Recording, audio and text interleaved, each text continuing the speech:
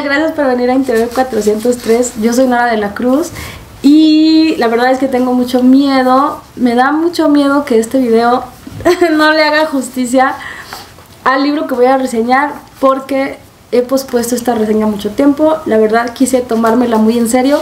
De hecho, miren, ustedes ya saben de qué libro estamos hablando y reconocerán este cuadernito. Lo utilicé para tomar notas acerca, o sea, releí los 4 tomos, lo utilicé para tomar notas. Aquí están las notas para mi reseña. Así es que estoy nerviosísima, pero espero que esto salga bien. En fin, lo que quiero decirles es que el día de hoy vamos a hablar de un proyecto que yo he seguido con mucho interés desde que se lanzó en la fondeadora, desde que se estaban buscando los recursos para poder solventarlo. Y bueno, pues yo sin dudarlo puse mi dinerita ahí para recibir los avances y estoy verdaderamente más que contenta con el resultado. Me estoy refiriendo, por supuesto, al Sensacional de Escrituras, que creo que es un proyecto que, si ustedes todavía no lo conocen, vale la pena que le echen mucho el ojo. Esto pretende ser una reseña de los 4 tomos.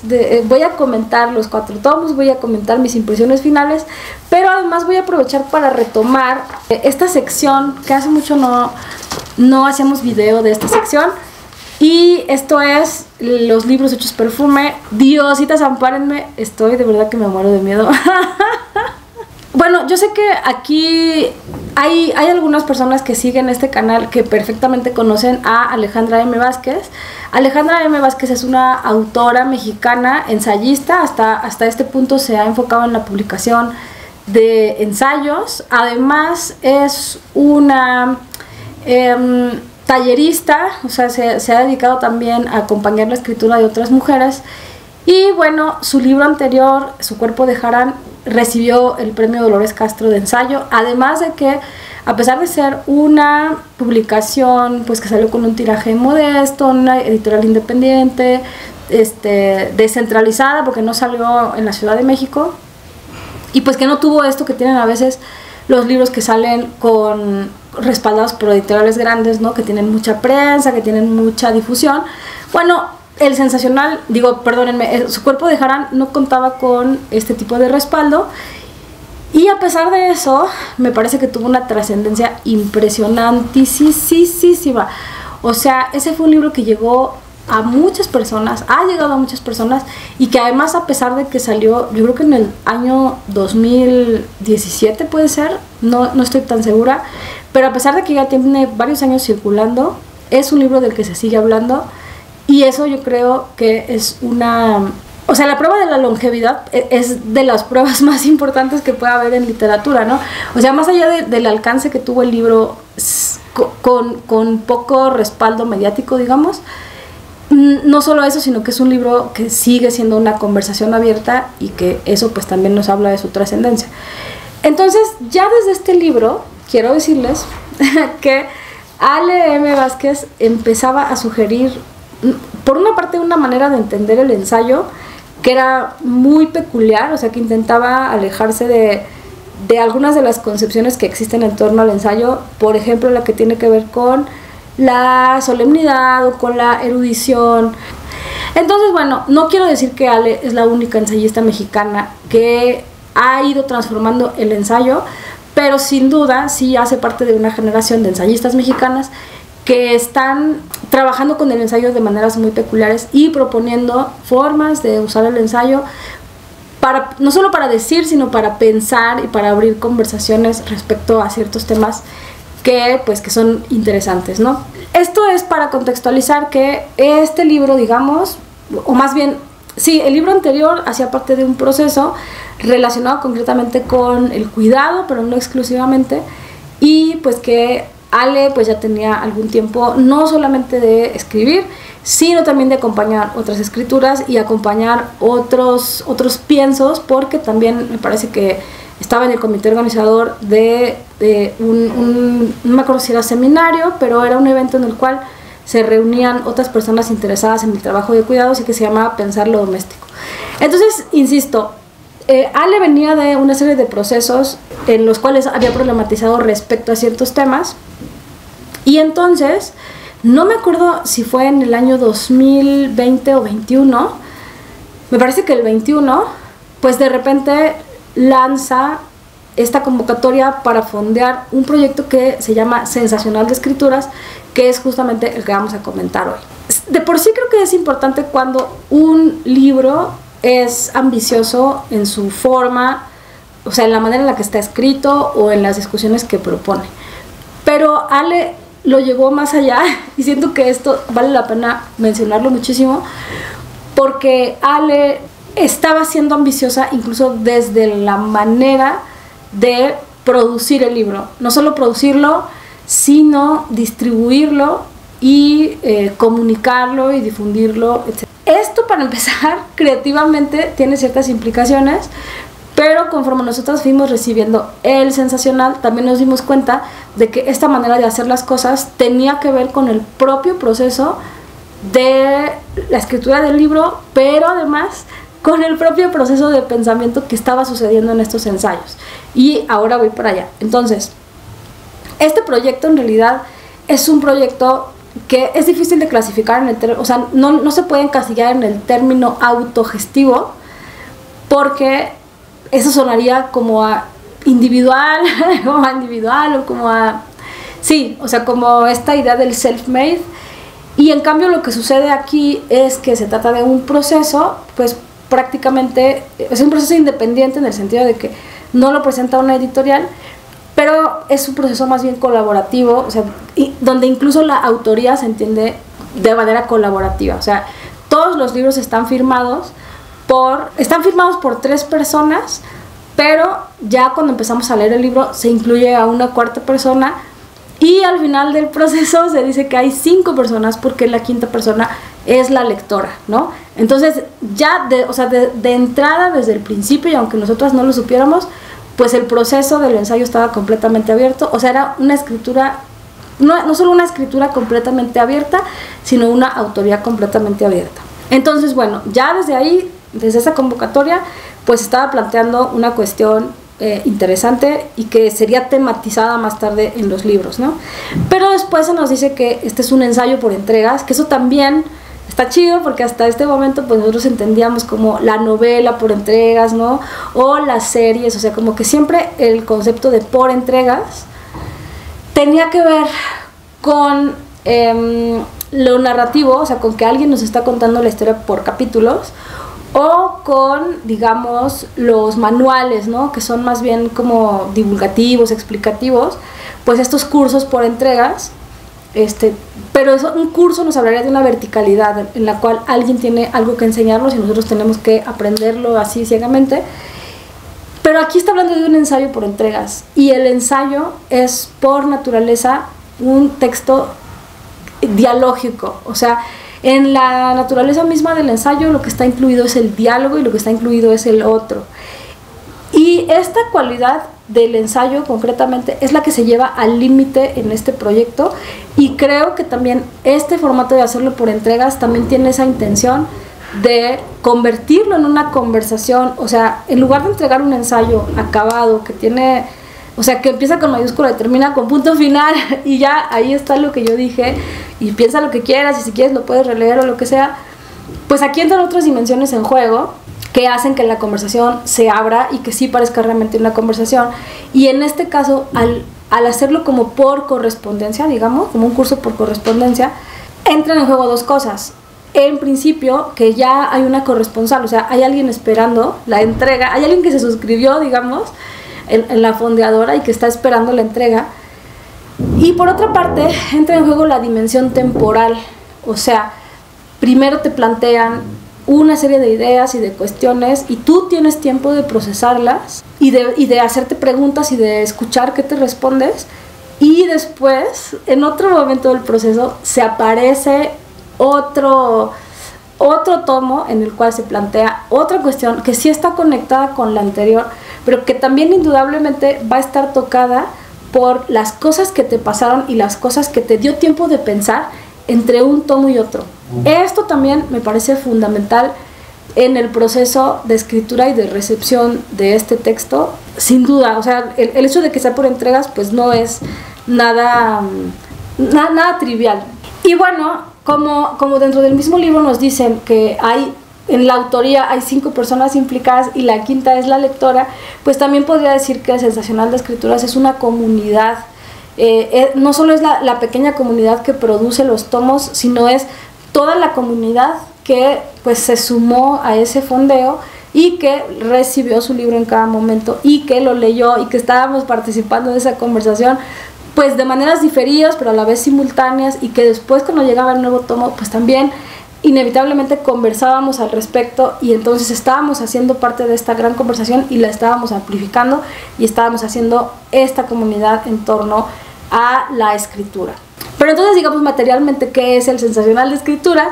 Pues ya concretamente son 4 tomos, que están aquí por cierto, 4 tomos breves, 4 que están escritos, y este es el tomo 5, que es un tomo por escribir. O sea, yo ya escribí una partecita, pero todavía me falta escribir algo más. No solo eso, sino que también hay una serie de ilustraciones. Bueno, hay una identidad visual, hay una serie de ilustraciones, hay merch, ¿no? Hubo como que bolsitas, stickers, hubo ciertos objetos que salieron del ensayo, que lo acompañan, pero que además amplifican también esta conversación. Entonces, este proyecto, la verdad, ambicioso por donde lo miran. Si ustedes no lo conocen, ahora ya, si no participaron en el fondeo, pues ya, digamos, este proceso de las entregas ya terminó, y ahora pueden comprar los 4 tomos, los 5 tomos, no sé si se puede comprar el quinto, imagino que sí, pero pueden comprar ya estos 5 tomos que forman el proyecto del Sensacional de Escrituras, y ahora sí leerlos de principio a fin en una sola sentada, como lo hice yo en mis vacaciones de Semana Santa. Pero no quiero dejar de decir que todo lo anterior, o sea, todo el proceso que sucedió antes de que el texto estuviera completo, digamos, o se hubiera puesto el punto final a la publicación, pues todo ese proceso anterior siento que también hace parte de la naturaleza del sensacional y responde a la pregunta de qué es el sensacional.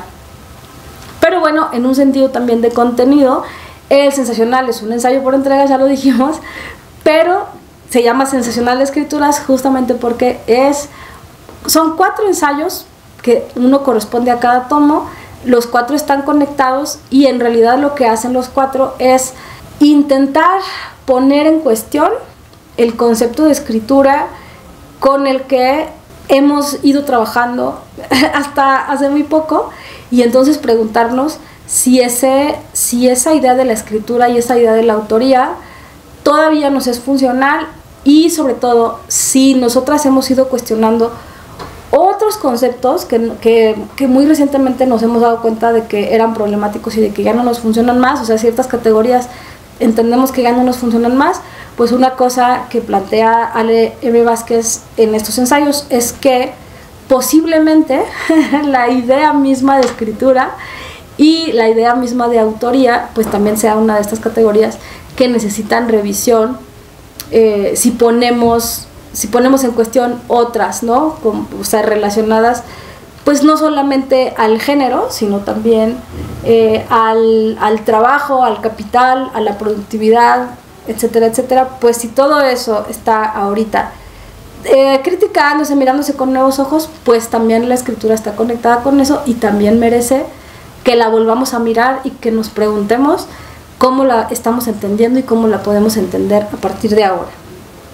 Entonces, bueno, amigas, creo que estos libros no se pueden resumir, y que además, como son conversaciones abiertas, sí es necesario que ustedes los lean y tengan su propia experiencia, y sobre todo ustedes observen cuáles son las preguntas que se suscitan en ustedes mismas cuando van leyendo los tomos, porque creo yo que si ustedes tienen una relación con la escritura, y que todas la tenemos, porque si estamos aquí, pues ya sea como escritoras o como lectoras, tenemos una relación con la escritura inevitablemente, y con los procesos que producen escritura, pues bueno, seguramente el ángulo desde el que ustedes lo miran pues va a influir directamente en cómo perciban ustedes el sensacional. Entonces no es que les quiera venir a contar de qué trata de cada tomo, pero lo que sí quise traerles fueron las preguntas que a mí me resonaron más y que a mí me parecieron las más relevantes en mi experiencia de cada tomo. Entonces, bueno, el punto de partida, el tomo 1 se llama Escritura de sí. Desde ahí, desde ese tomo, lo que estamos viendo es que Ale, concretamente, lo que está diciendo es que la escritura a veces la tenemos muy idealizada, muy apegada a nuestro concepto de la intelectualidad, la inspiración, algunos conceptos como que muy románticos y muy abstractos. Y lo que dice Ale es que si estamos otra vez, si estamos replanteándonos nuestra manera de mirar el cuerpo y el trabajo y todas estas condiciones materiales, pues tenemos que volver a mirar la escritura porque la hemos convertido en un concepto como que fuera una abstracción pura y lo que dice Ale es que en realidad tiene una dimensión material y que no podemos despegar nuestra mirada de esa dimensión material, ¿no? Entonces, concretamente en este tomo, una de las cosas que se ponen en cuestionamiento es el concepto del genio, la inspiración, porque, o sea, hay gente que puede escribir y otra que no, o qué, o eso qué significa, el talento, todas estas cosas que son, insisto, abstracciones.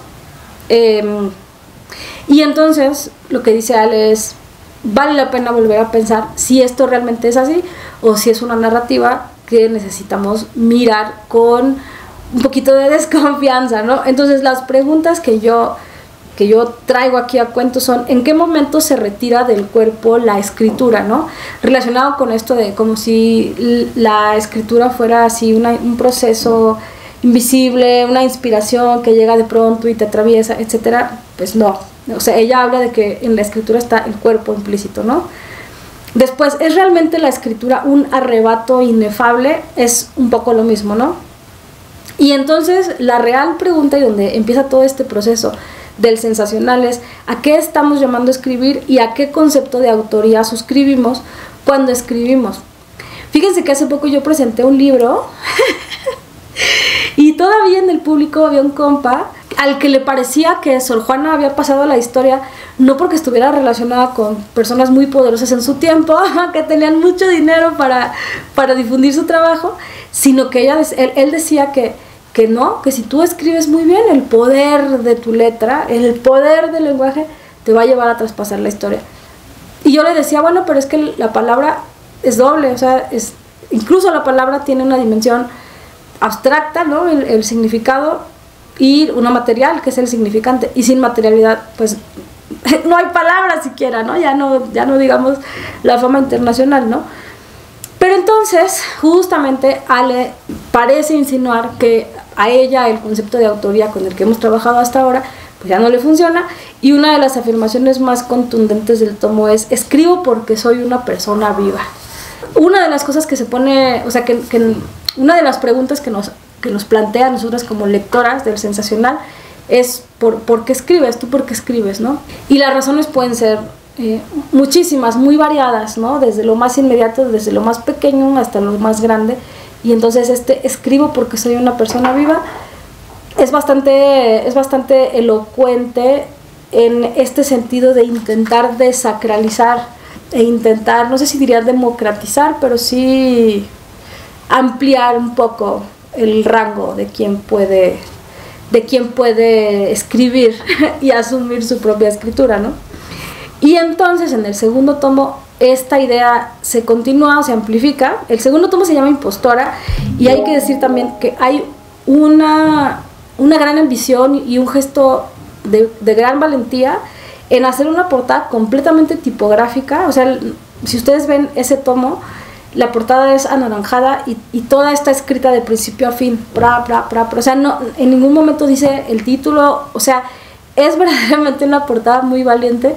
A mí me gustó muchísimo. Pero bueno, este tomo se llama Impostora y justamente problematiza este concepto del síndrome de la impostora, que últimamente es como que un tema de moda. Pero Ale, en esta misma naturaleza polémica que tiene el ensayo, lo que hace es decir que, aunque aparentemente esta idea del síndrome de la impostora pareciera ser como una forma de empoderar, ¿no? De envalentonar a las mujeres, lo que ella dice es que realmente este síndrome de la impostora pues también está como ella dice, suscribiendo a una idea de la escritura y de la autoría que no necesariamente es pues sostenible a largo plazo o sostenible si estamos trabajando con un marco de pensamiento que intenta alejarse de estas idealizaciones, ¿no? Entonces aquí algunas de las preguntas que a mí me llamaron más la atención fueron ¿por qué te cuesta tan poco decirte impostora y tanto decirte escritora? ¡Bam! O sea, demoledor, así de principio a fin, ¿no? Y otra pregunta, bueno, este tomo problematiza, como les digo, lo del síndrome de la impostora y convoca la figura de una de las feministas, afrofeministas más importantes y creo que la seguimos, o sea, sigue influyendo hasta nuestros días, al menos a cierto tipo de feminismo, y esa es Audre Lorde, no sé cómo se pronuncia su nombre, perdónenme, pero ¿qué les puedo decir? Ella fue una feminista, activista por los derechos de la mujer, por los derechos de las diversidades sexoafectivas, activista también de las identidades afroamericanas, ¿no? Le tocó vivir en esta etapa que era todavía turbulenta y además pues también era escritora, poeta, etcétera, ¿no? O sea, una mujer con un rango de pensamiento bastante importante. Todavía, es más, ella tiene algunos textos propiamente ensayísticos, tiene un volumen de poemas, pero incluso en sus textos personales, como los diarios del cáncer, o en sus correspondencias, pues también podemos encontrar allí su sistema de pensamiento, y este sistema tiene mucho que ver con justamente esto, la identidad, la emancipación, la libertad, el tomar un lugar en el mundo, afrontar la discriminación, etcétera, etcétera, etcétera, ¿no? Y pues esta pensadora invita siempre como a romper el silencio, ¿no? Cruzar el miedo, romper el silencio y hacer lo que haya que hacer para autoafirmarse. Entonces me parece importante que Ale concretamente elija distanciarse de este lenguaje un poco del feminismo blanco, del síndrome de la impostora y de empodérate, créetela, etcétera, y entonces elija llevarnos a otro feminismo, ¿no? A un feminismo interseccional y hablar con otros conceptos, ¿no? Entonces me parece también interesante que ella dice, bueno, sí, el síndrome, o sea, entiende lo que está implicado en el síndrome de la impostora, pero también dice que si nosotras accedemos a autodiagnosticarnos con el síndrome de la impostora, dice que lo que hacemos es patologizar la duda, la pausa y el tropiezo, ¿no? Patologizar creo que es la palabra clave, es decir, lo que ella señala es que no hay nada de malo en que pases por estas sensaciones, ¿no? Por la duda, por el error, o sea, no hay nada de malo en que no te salga todo perfecto desde el principio o no te sientas 100% segura desde el principio. Y si tú de inmediato dices, es que tengo el síndrome de la impostora, pues estás asumiendo que esto está mal, ¿no? En vez de entender que esto es una parte natural del proceso. Y después también aclara, o sea, después de que revisa algunos conceptos que provienen de Lorde, o sea, más bien lo que hace Ale es decir que cuando nos enfrentemos a estos momentos de incertidumbre, lo que podemos es acudir a, de hecho inventan incluso una herramienta, una ilustración que es el rayo audrelordizador, que es un poco como invocar, ¿no? Invocar este pensamiento. Y termina diciendo, decir nómbrate no significa llegar a un campo de laureles a conciliar el sueño despreocupado de los Harolds, sino reconocer tu vínculo con aquello que te importa. Es decir, ella dice, decir que tienes el síndrome de la impostora y de repente decir, ay no, me la voy a creer, créetela, amiga, es igual de irresponsable, ¿no? Entonces lo que ella no dice es, ella no dice créetela, ¿no? Ella dice, nómbrate escritora, pero en un sentido de asume la responsabilidad que hay que asumir por esos procesos y asume también desde dónde y hasta dónde te involucras y de qué manera te involucras con esa escritura y por qué y para qué, etcétera, pero que no venga, o sea, que esto no venga de fuera, de este deber ser, de créetela, sé superestrella, todo lo demás, sino de qué significa para ti, y eso que significa para ti, pues vívelo de esa manera, ¿no? que decirles también que este fue mi tomo favorito porque llegó a mi vida en un momento en el que yo se me sentía muy débil y vulnerable, estaba recién operada y a pesar de que tenía muy poco, o sea, estaba pasando por mucho dolor, tenía muy poca capacidad de concentración, de todas formas logró infundirme así ese entusiasmo increíble, ¿no? Bueno, el tomo 3 es La balada del patito de hule.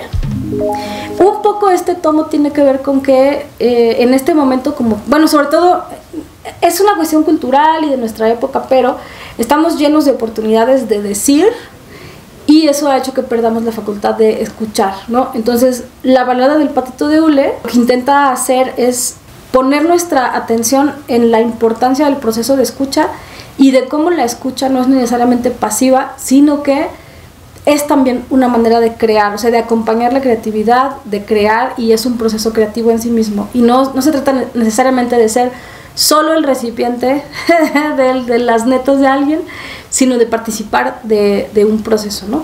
Entonces aquí este tomo es muy gracioso. También eso me faltó decir, pero El Sensacional es un libro que no se toma tan en serio y que lo plantea desde el principio en el sentido gráfico, en la identidad que tienen todos los tomos, en plantearnos estos juegos, estos chistes físicos, ¿no? De los objetos que nos venden y que hacen referencia a los libros, pero que también son en general chistes relacionados con estas reflexiones tan importantes.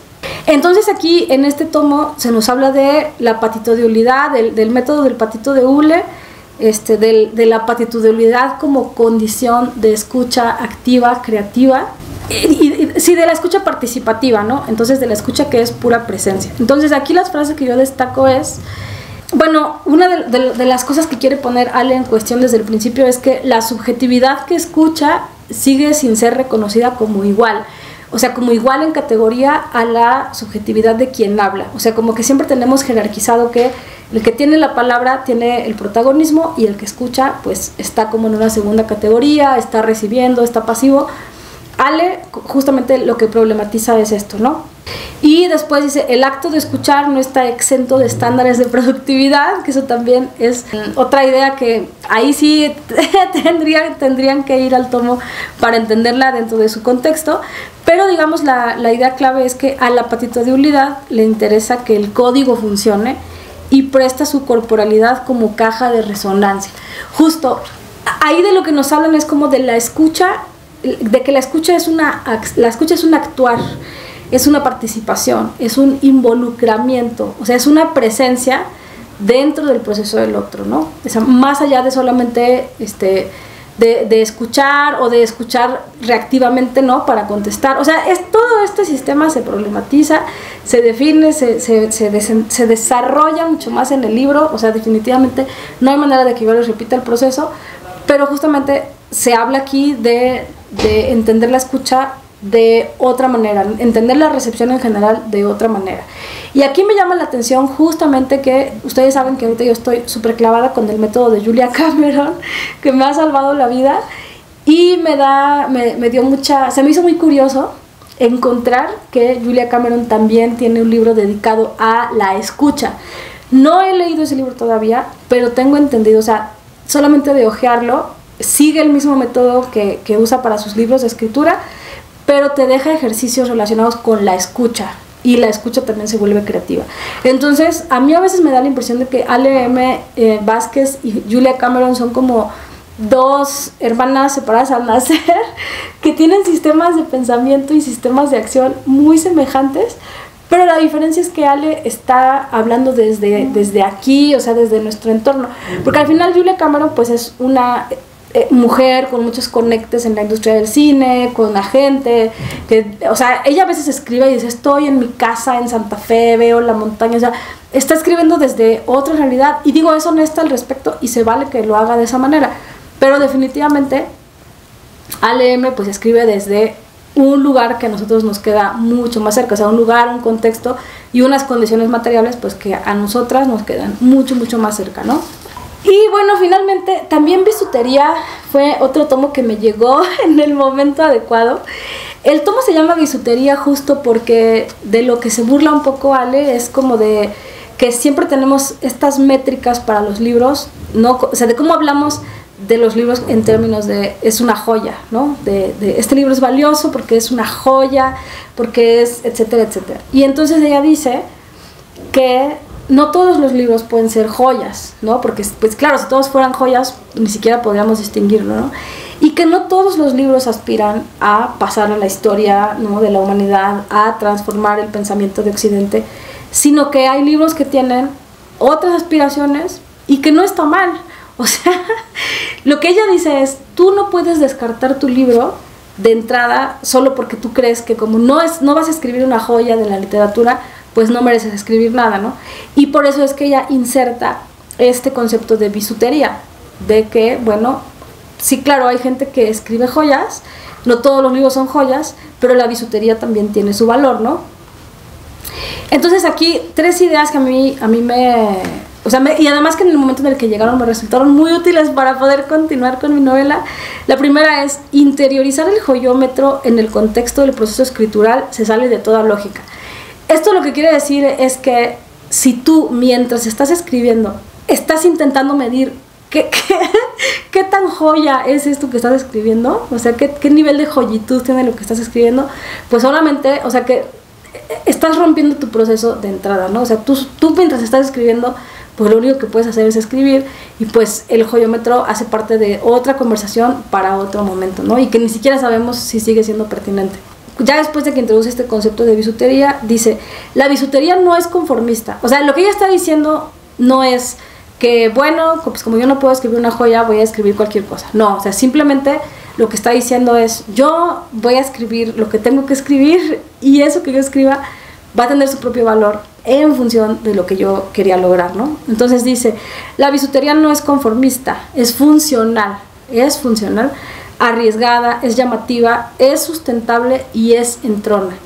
Entonces no todos los libros pueden dialogar con la posteridad, sin duda, ¿no? Pero creo que lo mínimo que nosotros podemos hacer es saber de qué manera esto que yo estoy escribiendo intenta dialogar con quién y sobre todo tal vez en este momento, ¿no? Tal vez no con la historia, pero tal vez en este momento, y eso es lo que le puede dar su honestidad y su relevancia, ¿no? Y bueno, aquí en este libro habla justo de del no puedo escribir, o sea, de cómo a veces, bueno, ella dice que la no escritura podría ser otro género, porque a veces escribimos mucho sobre cómo no podemos escribir, ¿no? Entonces dice, los libros son todos sus procesos, los tangibles y los intangibles. Esto también así me llegó y me atravesó de pum, ¿no? Sobre todo porque el libro que estoy escribiendo en este momento, pasé como 4 años hablando de él, pensando en él, tomando notas para él, investigando cosas relacionadas con él, y yo hacía una especie de recolección invisible en la que veía algo en una película o había algún detalle que encontraba en algún momento y decía, esto tiene que ver, pero llegó un punto que a veces ya ni siquiera anotaba ni nada, ¿no? Pero yo me sentía muy culpable de decir, llevo tanto tiempo pensando en este libro y no lo escribo, y no lo escribo, y no lo escribo, ¿no? Pero ahora que de pronto dije, ya lo voy a escribir, o sea, escribo diario, avanzo de a poco. Pero la razón por la cual puedo escribir diario es porque ese libro ya lo había trabajado mucho a lo largo de estos años en mi mente, ¿no? O sea, había estado pensando constantemente en él, lo había estado rumiando, había estado coleccionando información sin darme cuenta y organizando la información sin darme cuenta y platicando de él y reorganizando y soñando y recriminándome y lo que ustedes quieran, pero había una serie de procesos, como dice Ale, tangibles e intangibles, ¿no? Y que a veces no parecen tan directos, pero por ejemplo, conversar con otras amigas de lo que están escribiendo o ver una película sobre cómo o sea, por ejemplo, el documental de Let It Be no tiene ninguna relación con mi libro, pero verlo, o sea, al final sucedió en estos años, ¿no? En este proceso, y yo estoy segura de que hizo parte de mi proceso en el sentido de que ver esa creación y cómo sucede y cómo durante un largo tiempo parece que no sucede nada, pero toda esa nada es lo que da el contexto para que de pronto algo tome forma. Creo yo que eso a mí o sea, se incorporó en mi ser y me ayudó, y todo eso, lo conectado, lo inconexo, todo lo que ha pasado en estos años en los que yo he estado pensando en este libro, todos esos procesos tangibles e intangibles han hecho parte de ese proceso de escritura que ya yo espero que que ya lo voy a terminar, estoy cerca de terminar, pero insisto, estas ideas de Ale en este momento concretamente me atravesaron muchísimo y yo insisto, o sea, yo no tengo, creo que se nota mi entusiasmo por este proyecto, no tengo más que halagos para este proyecto. Concretamente a mí me gustó vivir el proceso, me gustó participar, me gustó recibir los tomos según fueron saliendo, me ha gustado ver lo que dicen otras personas y cómo lo viven, y lo recibí con mucha emoción este último tomo cuando llegó y leí la cartita y vi el cuaderno, o sea, lloré realmente, me conmovió mucho.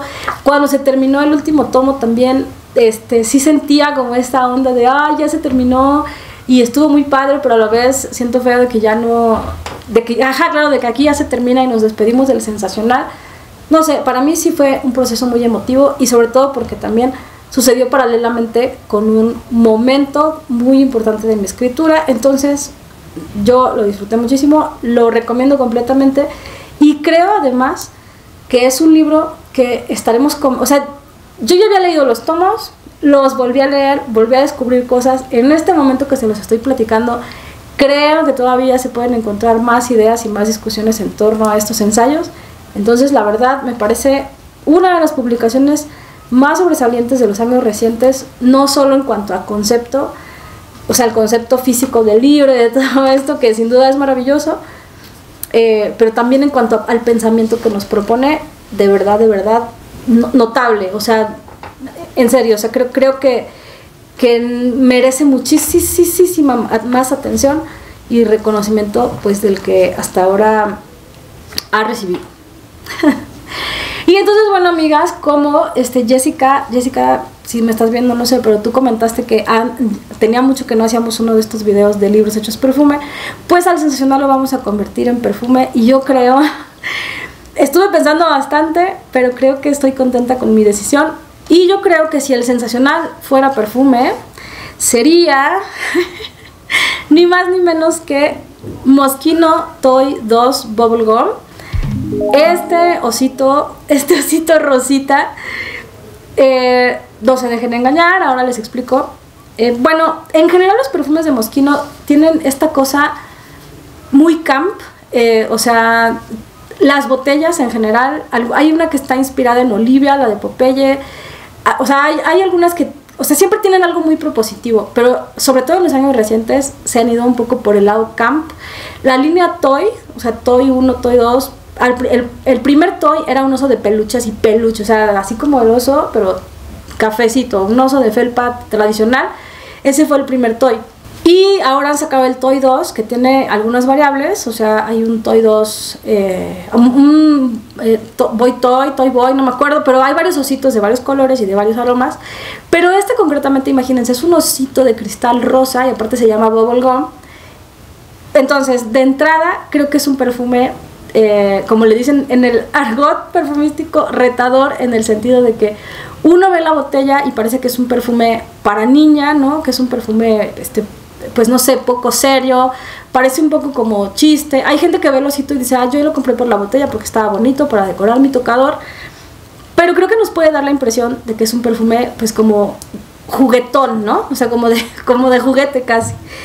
Y además, cuando te lo sprayas por primera vez, pues te das cuenta de que la nota de chicle es absolutamente realista. O sea, es un chicle futigón, así, tutti frutti, chiclazo. O sea, de verdad, es impresionante.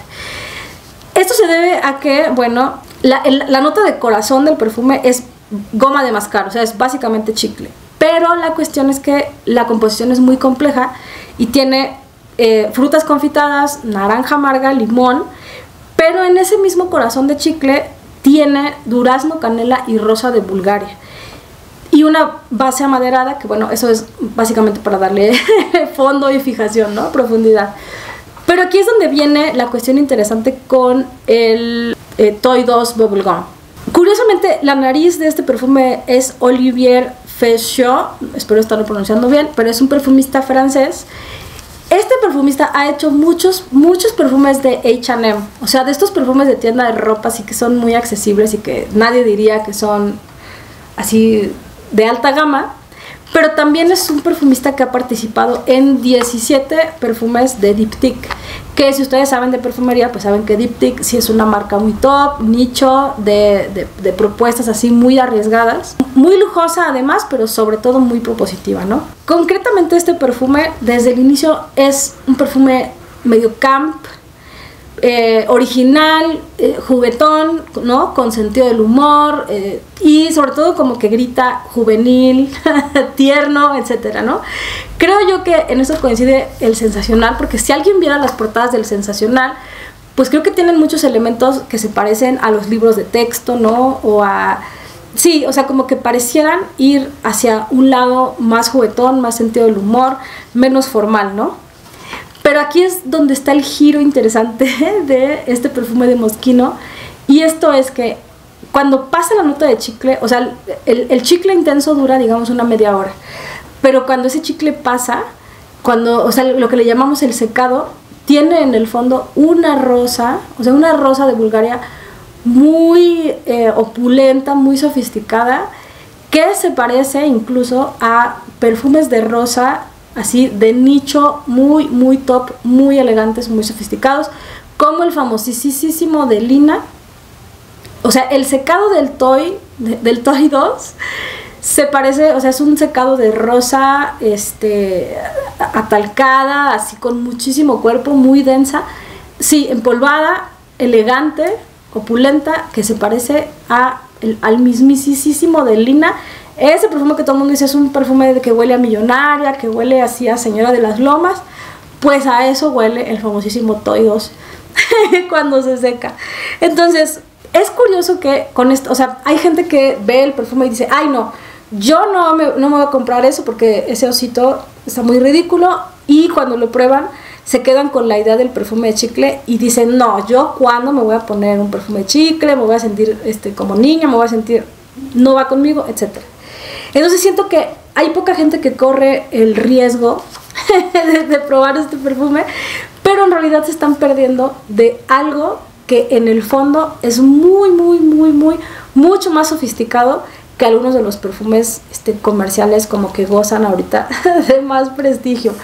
Otro de los reproches que se le hace a este famosísimo Toy 2 es que o sea, sí dura bastante, pero no proyecta mucho, o sea, entonces produce la impresión de que el efecto se acaba muy pronto, ¿no? Entonces yo también le reprocho al Sensacional que haya durado tan poquito. Si yo hubiera podido prolongar esa experiencia de las entregas y de la emoción y de seguir con estas reflexiones, otros 6 tomos sin duda lo hubiera hecho, pero también comprendo que en términos de trabajo y de logística debe haber sido una cosa muy impresionante.